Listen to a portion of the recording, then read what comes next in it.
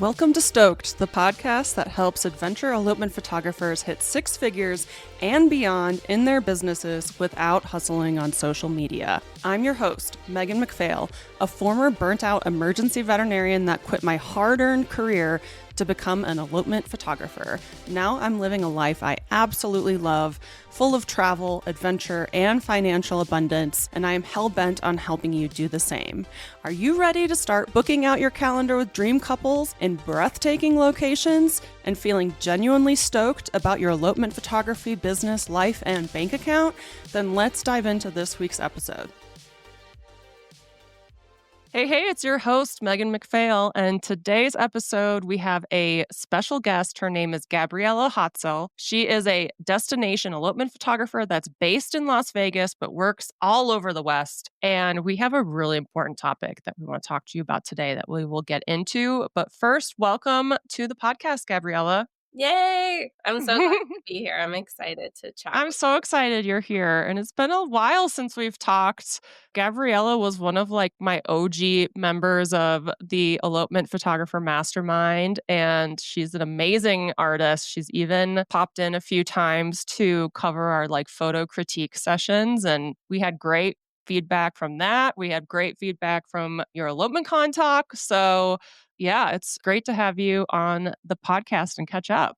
Yeah, I'm so glad to be here and to talk about these important subjects. And I can't wait to dive in. Yeah, me too. But let's kind of talk about your backstory first, because I always love hearing, how people got into photography and elopement photography specifically. But what's your story? How did you get involved in photography?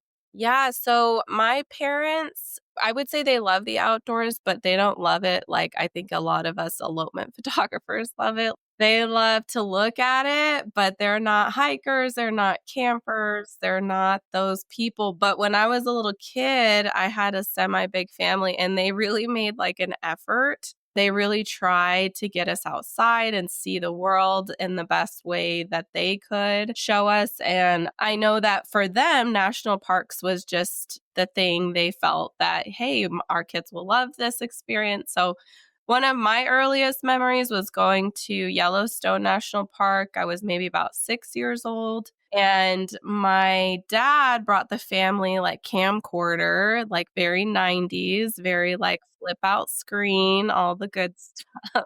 And he let me play with it. He let me use it. And of course, they were nervous because I was a little kid, but Yeah. they let me have some free reign. They saw that I was gentle with it. And I just loved shooting our little family road trip and vacation in Yellowstone. So Can't believe your story starts at 6 years old. This is so great. those are my earliest memories of some type of camera in my hand. But I just thought that technology was wild. So growing up, people just knew how much I loved it. So they started giving me their old film, Pentax cameras and other film cameras that they had and let me just have them. Now I wish I had kept those. But Yeah. at the time, I just was exploring my art and shooting flowers and pets at home. And as I was doing that, my mom so sweetly would spend hundreds of dollars developing my nonsense film of nonsense things. But I adore her for it because she never complained and she'd take my canister and, all right, I'm back with the film. Let's see what you did. So I did that all through my preteens. And then when I graduated high school, my parents gifted me my first big girl camera. And it was a DSLR, a Nikon. And now I was like, oh my gosh, the possibilities are endless. I don't have to deal with film. I can just shoot as much as I want. So I did. And I just kept, I just kept doing that as much as I could. And I had a blast. And then as I got older, I got better. And I even took some courses in college to learn at least the basics of composition and all of that. Just because I was just such a little baby photographer, I didn't know any of that. That's kind of how I got rolling. It started very young for me. I love that that's just your whole life has just been photography, pointing you towards photography, and that's been your love this whole time. I really do love that. And then how did you get into elopements? What drew you to elopements? Yeah, so like everyone, I think, I shot everything. I was doing babies, I was doing grads, I was doing, like, engagement shoots, like, anything someone would ask me to do, I'd be like, "Yeah, sure." I even did ask my friends to model for me and do little fashion shoots. Anything I could do, I was doing it. And then I kinda started breaking into weddings, but very quickly I felt like I am not connecting with this. I'm not resonating with it.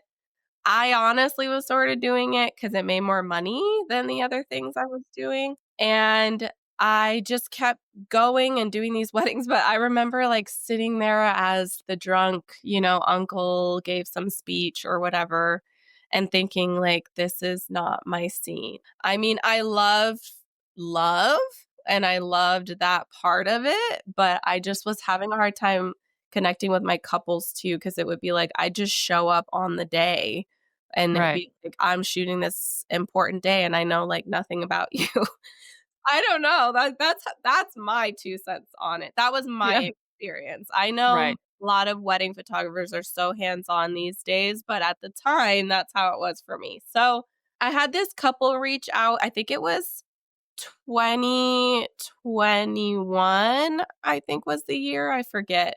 But they reached out, and it might even been 2019. I don't know, but it was several years ago. They reached out and they said, "We're gonna elope at this chapel in Vegas," which, by the way, is not my style, but I was like, "Elope? What?" This whole elopement thing was still very new, and I took it, and after I left that day, I was a changed woman. I was like, "This was the greatest day."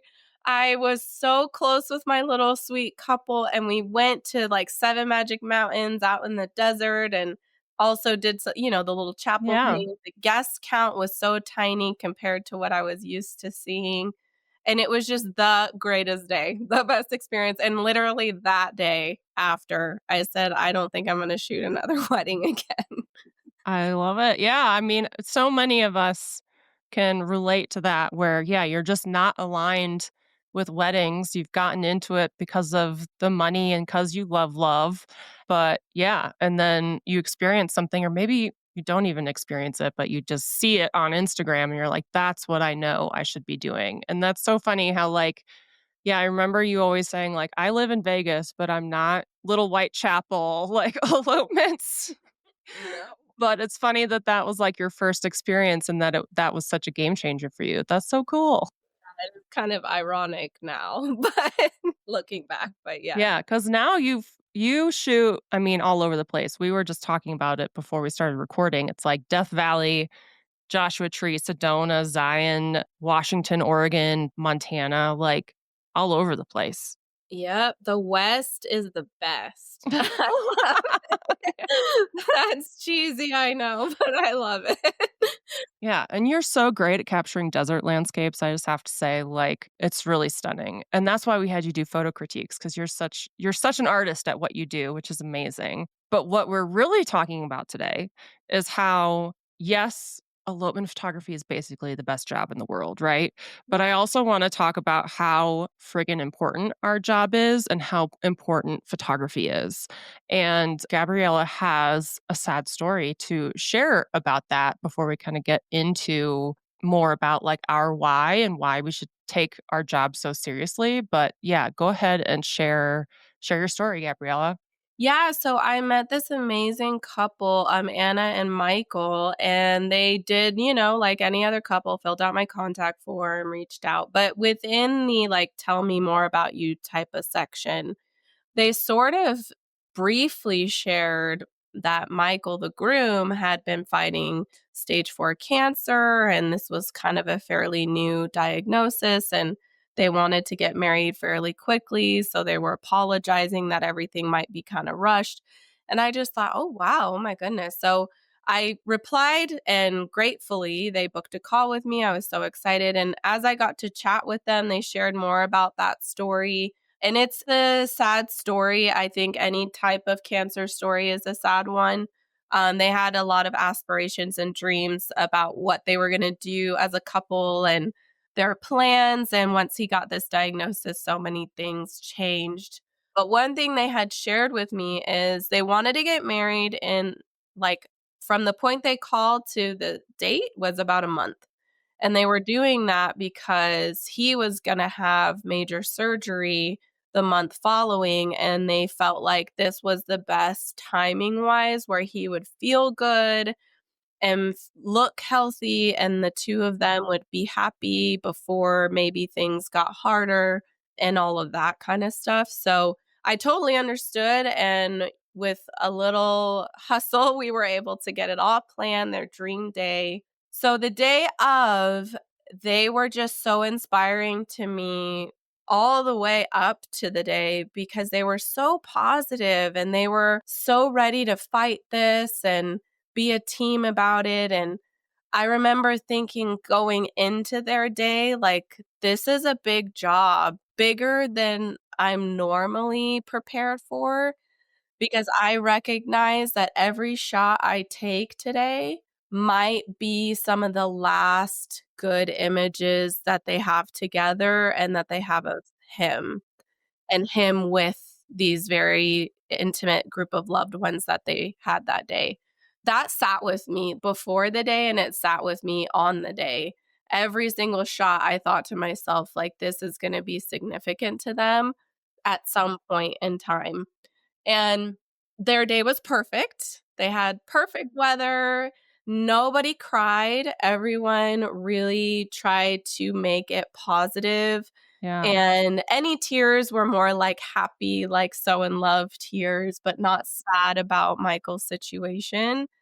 And I told myself, okay, if that's how everyone's approaching this, I'm not going to be that person. I want to be happy and celebrate with them and keep it light, keep it positive. So I often refrain from asking too many questions about Michael's situation and how they were doing. But after the fact, the bride reached out to me and told me that they ordered an album of their wedding because they had such a good experience. They wrote me a great review. Everything was great, but she sent me this video and it was from the hospital. And the album looks so beautiful. I was so excited about it, but I figured some months had gone by. Maybe now it might be more appropriate for me to just check in, see how they're Yeah. doing. So Anna and I got to talking, and she kind of filled me in that things weren't going so great. That surgery he was supposed to have that might have changed things. He didn't qualify for anymore. And so that didn't happen. And that just so much of their lives had changed. They moved away from Vegas to California to be with parents and all of these things. And I was so glad to catch up with her, but obviously, like, heartbroken to hear what was going on. And then we kind of stayed in touch. I follow her on social media, and she and him were both very public about their struggles. She kept an online journal that people could go read about where they were in their lives, and very emotional. Like, I read some of her entries, and man, like, they're they're rough reads, but it was so special because they made everyone feel like they were right there in their journey. And so I stayed up on all of that. I was very invested emotionally with their story from the first day I heard it. So as more time went by, their anniversary was May 21st of this year. That would have been their 1 year. But about 3 weeks before that, Anna shared a video of Michael and her celebrating their anniversary. He had surprised her and had decorated their apartment with candles and, just like did the works. But at this point, seeing him was a lot harder than I remember seeing him on their wedding day because he was on oxygen. He was so thin and frail. I mean, that was really hard to watch if you had met them before that. But it was so touching too, because like I said, throughout their whole journey, they stayed so positive. I mean, right to the end. And then sadly, he passed about a week after that. And I think it's because when Anna shares the story, she mentions that day of that anniversary present. She said they remember looking at each other, and I think they both kind of knew their time was running out. And then, yeah, he passed just before their actual anniversary date. So I just felt so connected with them, like, in the time we did kind of briefly interact. So, I decided to make a post to commemorate their actual 1-year anniversary date, more so to support Anna. And I really debated it. I had actually talked to Anna because I had told her, "I really wanna see your day featured somewhere." And that had nothing to do with me as a business owner. I've been featured before and published, and that wasn't, a goal I had, but I thought to myself, if I could just get their wedding day to last a little longer and to be exposed to more people, I just felt maybe that'll help her cope. Maybe that's like a gift I can somehow give, even though I'm just the wedding photographer, like I just felt like I needed to do something. So I kind of sort of interviewed her in a way. I asked, is there personal photos you feel comfortable with me sharing? Where are you with me doing this? Because I only want to do it. Like, if you guys feel okay with it, because I'm obviously sharing a difficult story. And Anna was all for it. And at the time, Michael was still alive when I had asked. And so he was on board. They just loved the idea. And so that's how it kind of got started, is I started reaching out to some wedding industries, trying to see if I could get their day published. But unfortunately, I think their reaction to it was less about the story and more about the details. And they had a very simple day. So I just wanted to touch some editor's heart. Like, please publish this. Not for me, not for the photos. If you share 5 photos and you share all their photos, like, how, I don't even care. I just want their story to live on. And I'm still working on it. But my thought was, social media can be powerful, even though I have a love-hate with it. It can be powerful. And I just thought maybe I'll make a post on the day to commemorate it, to help Anna cope. Even though these are a bunch of strangers, maybe just feeling love from all these people on that hard day might feel nice. So I went for it. Anna had an amazing response. She loved that I did it. And then it ended up really blowing up more than I had expected originally. And I started getting some DMs and questions, even from fellow photographers, about that story. And then I was so glad, because one thing I wanted is, if I can't get this day featured, if that's not going to happen, I at least just want her story to be shared. And because of that post, a great account called Make Big Talk that shares people's stories reached out to Anna because they found my post and they interviewed her. And that post is going viral and her story is really getting out there, which just makes me feel great that I could play this little part in the whole thing. And then on TikTok, it's been shared as well. And it's also blowing up there from Instagram and TikTok. So it's just really getting out there. And that's really what I hoped for, really what I wanted. So this is all just kind of to say, like, I know when we work with couples, not every couple is going to be this, obviously. We're going to have days that it does feel more like a job, or that maybe we didn't quite connect with the couple the same as we did with another couple. And that's okay. Like, that's real. But with this couple, it's a very surreal experience. I have actually experienced it before, but if you haven't, it's a very surreal experience taking someone's photo that could be their obituary photo. And that, like, when you click it, when you take it, I know that's not like a light, bubbly topic, and that, but I just think it's very real. And I think it's something that we don't talk about a lot because it's hard and it's emotional, and I get it. But that reminder of that click in that moment, you just froze someone's life right then. And we know that, but I think when you do it knowing the significance going into it, it just hits a lot harder. And I think that's kind of my experience, like, from that story, like, from that couple, is that surreal moment of, I know this person's not going to be here. I don't know what the timeline is, but it's not long. But I know what I'm doing, my small part, is going to mean so, so much to them. Well, and let's be real, those photos that Anna has of them on their wedding day are probably her most prized possession. Those photos mean everything to her. Yeah, and anytime I've lost a loved one or even one of my pets, like I lost my soul dog last year, like almost exactly a year ago. What did I do first? I scrolled through all my photos of him, and like when my grandparents passed away, I searched high and low for the best photos of them so that I could put them in a little album in my phone and have them forever, or like my printed photos. Photography is it's a very important job.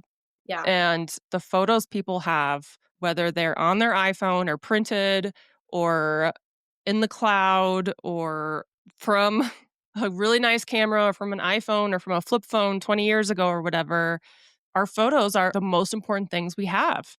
And if my house is on fire, I'm saving my photos and my dogs and cats and Todd, and my hard drive and stuff like that, but like Yeah. everything else could burn Right. except for like my photos and my family members, right? So like sometimes we forget how important our job is, how treasured these photographs are when we're like agonizing over white balance or culling it down or what sneak peeks to send or what to post on social media. Like these photos are just the most important thing that people own. And we forget that sometimes how important it is and how special our job is. Yeah, that's why I'm so passionate about this topic because I think unless you go through this type of experience with a client or a couple, sometimes it's very easy to dissociate from what your job is versus the product that you're giving. And that, again, that's totally understandable. Trust me, I've gone through my fair share of like going through the motions of my job. But every now and again, I do think like mindset check ins are crucial to your why. It motivates you, it's the drive behind all of it, but it also makes it less about you and more about your couple, your client, whoever that might be. Even for photographers that are like baby photographers. Yeah, they're doing, these cool, cutesy, beautiful things. And we all look at it like, oh, what a great idea. I'm going to pin that on Pinterest and la, la, la. Mhm. But to the parent, maybe that's their first baby, or maybe that's their miracle baby, the baby they were never supposed to be able to have, or any number. We don't know their story, but to them, Yeah. these are so significant. And I just think always kind of every now and again, just kind of grounding yourself in like the reality of your job and the medium of photography that we've all chosen to hop on this like journey. It's just a good refresher. And I try to do that. Even prior to this couple's story and experience, I've had enough experiences with clients and developing relationships to understand the significance of it. And I do think it's helped me always recenter. Yeah, and that's also one reason why I always really put a lot of heart and soul into doing like family photos. Back when I did weddings, and photographers love to badmouth family photos and be like, Yeah. "Oh, it's the worst," and they kind of are, right? Oh, Like yeah. they're stressful, people are wandering off, whatever, and, like, when you have eloping couples and there's only, like, 5 people there, it's much easier, Right. or, like, in a micro wedding or something like that, and, like, when it is a smaller group, you automatically know every single person there is very important to the couple, whereas, like, at a big wedding, sometimes it's like, "Okay, who am I focusing on to get candids?" And we have to guess because we don't really know the relation of everything, but I've always really made a point to like try to make family photos fun and enjoyable and meaningful because yeah, these might be the last photos with grandma or with even younger loved ones. These are some of the most important photos. They're not fun, they're not artsy or anything, but these are going to be some of the most important photos that family has. And yeah, I think we oftentimes forget about that stuff when things are chaotic or crazy and it's a little bit easier with elopements. We have the time and the space and the smaller guest list to really focus on every single person there and have let them have their moment and document everybody. But that's always been something that's kind of bugged me when people, talk about how much they hate doing the family photos. I'm like, Yes. no, these are so important, you guys. Like you said, as elopement photographers, we sort of don't have an excuse. The wedding photographers, I totally get it. Like you're talking about massive bridal parties, you're talking about 150, 200, 300 guest counts. Like, yes, you have to be extremely selective. It's overwhelming. I've been there, I've done it, I get it. But when we're elopement photographers, we're talking 10 people, 5 people at a wedding, maybe 30 tops. That becomes more of where I think in our industry, even more so, if there is a guest, like if there's someone there, like you said, that person means something for them to be there. Out of all the people that could have been, they only had these maybe 5 people there. Yeah. So also, like you, try to make an effort to get the candids of them. I just shot one in May this year, just a month ago, and they had a 93-year-old grandmother there. And when they told me that, my like spidey senses went off and I was like, "Oh my goodness, that's important. That matters." They're all shocked that she's, reached this age, and they're so glad she was still able to be part of their wedding day at this time. So I remember thinking like, okay, and with her age, she looked amazing and she was up and at 'em, and I was like, "Wow." That's But inspiring. inspiring.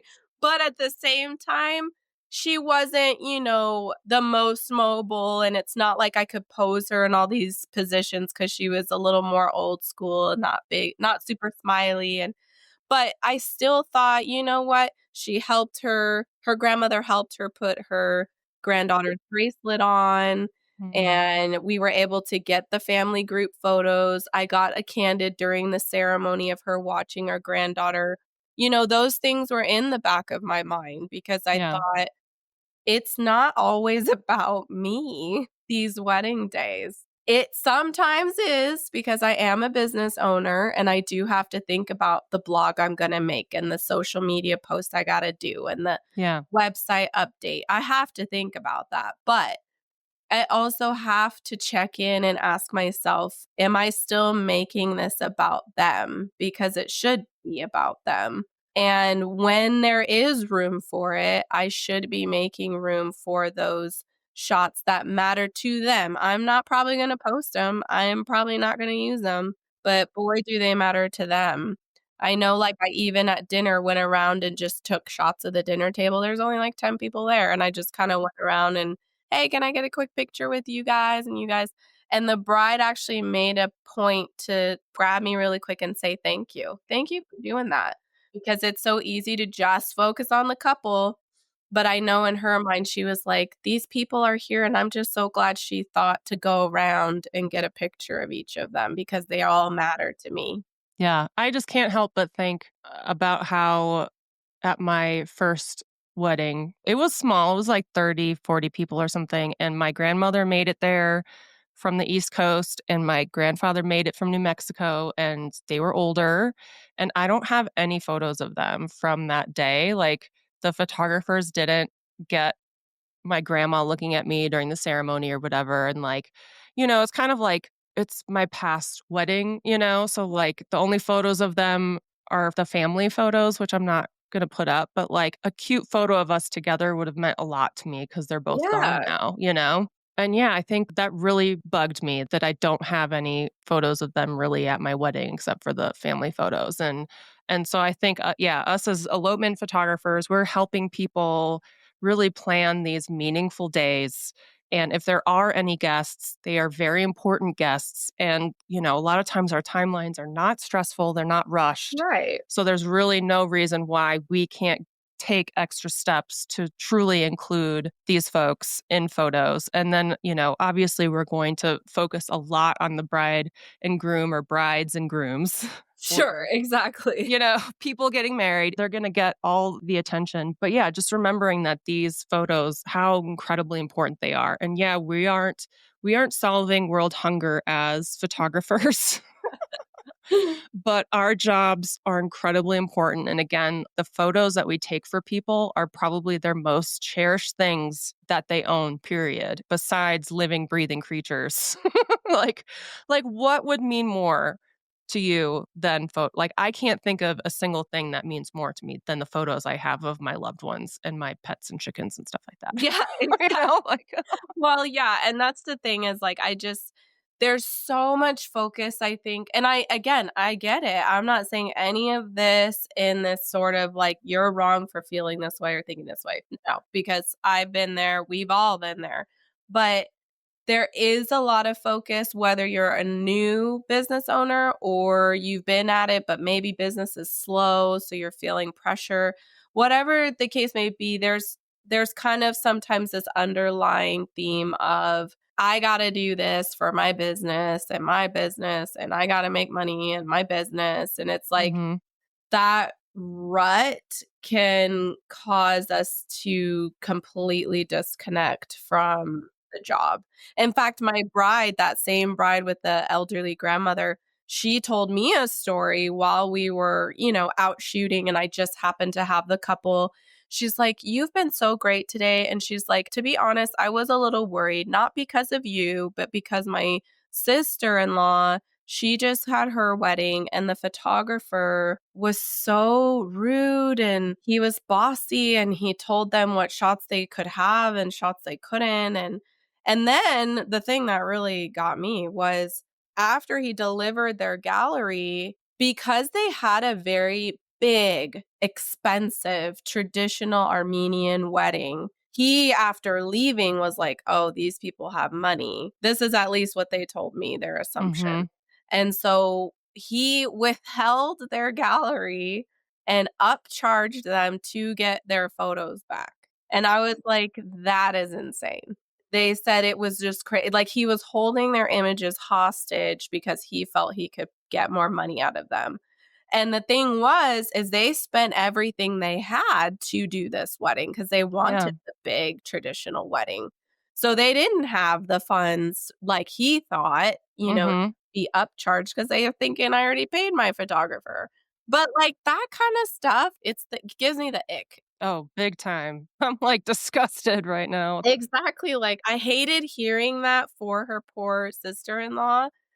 But I did love hearing they weren't having that experience with me. And I'm Yeah, like, "You know what? Like you said, we're not ending world hunger, and I wasn't there to fix your sister-in-law's day, but I'm here for you, and this is your day, and I'm gonna do my job for you." And I just think that that's just if we ever get that feeling where it's starting to be about money or it's starting to be too business focused or we're too disconnected that just might be one of those moments when it's like, I think I need to take like a mental pause and like reset. Why am I here? Why am I doing this? Why does this matter? Not just to me, but other people involved. Because we just don't know. And that stood out from her poor sister in law's day. The photographer experience has stood out. It should stand out for the right reasons. Like our totally. photographer was so incredible she went above and beyond. He or she did this and that. That's how it should be.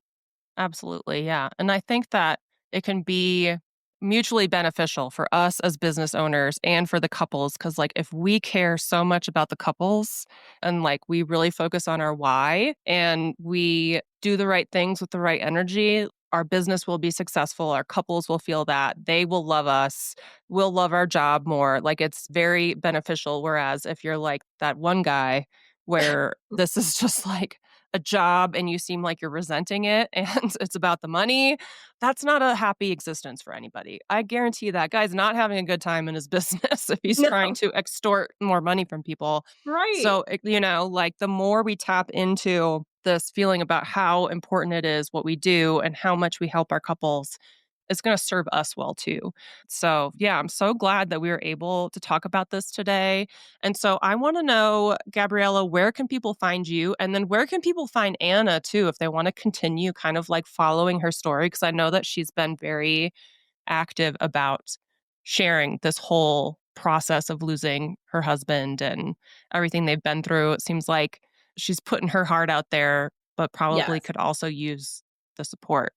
Yeah, so you can find me on social media, predominantly TikTok and Instagram under just at Hotzel Photography. That's probably the best way to find me. I have a website too, like anyone else, but if you want to reach out to me or have a, chat about this topic further, I'm more than happy to hear other people's stories and experiences. I think again, we're a community, right? And it's always kind of comes back to that coin term of like community over competition because who wants to be competing? Everyone wants to be, in this journey of life together. Yeah, and support. Yeah. Yeah, and support. So I would love to hear if someone has a story they want to share, or maybe they're struggling. Maybe their why has gotten a little, far away from them. Like, let's talk it out. Like, I'm a listening ear. I'm happy. But yeah, you can find me on those mediums, and I'd love to chat. And then for Anna, her Instagram is Anna ANNA and then FROXAS. Frohas. So you can find Anna Frohas there. And as far as I know, her profile, her Instagram is public. So you can follow and stay up with her. If you want to hear the full story, you would go to at Make Big Talk, all one word. That is her interview where you can actually hear the full story from her point of view. You can see the anniversary video as well that I was kind of briefly sharing. And I feel just like I would cry. I when I know. watched it. My mom, she was like, "Gabriella, that post you made." And we got talking, she was welling up, like, while we were Oh, talking, I was like, "Oh, mom," and yeah, I don't even know if she watched the interview yet, I'm like, "Oh my goodness," but it's worth a watch. I think it reminds us about love too. We've been talking so much about resonating and connecting and the significance of imagery, and that's true, but we're shooting love stories, right? Like, at the end of the day, these are people's love stories, and yeah. one day Anna's gonna share this love story with her children or her Mhm. family members or nieces and nephews, and they're gonna be like, "Wow, that was love, and I want love like that." I do at least feel so happy for her that she found a love like that because so many don't, and she totally recognizes that. So, yeah, if you wanna see more of her story, please do. I encourage you to. Yeah, I'm definitely gonna check it out. Well, thank you so much for being on the podcast and sharing that story and, helping a lot of people ground themselves and remember their why and why, they want to do this and how important it is. I think it's something we can always remember. So, thank you so much and we will see you next week. Thanks so much for joining us on this week's episode of Stoked. If you enjoyed the show and you'd like to help support the podcast, please subscribe, leave a review, and tell a friend.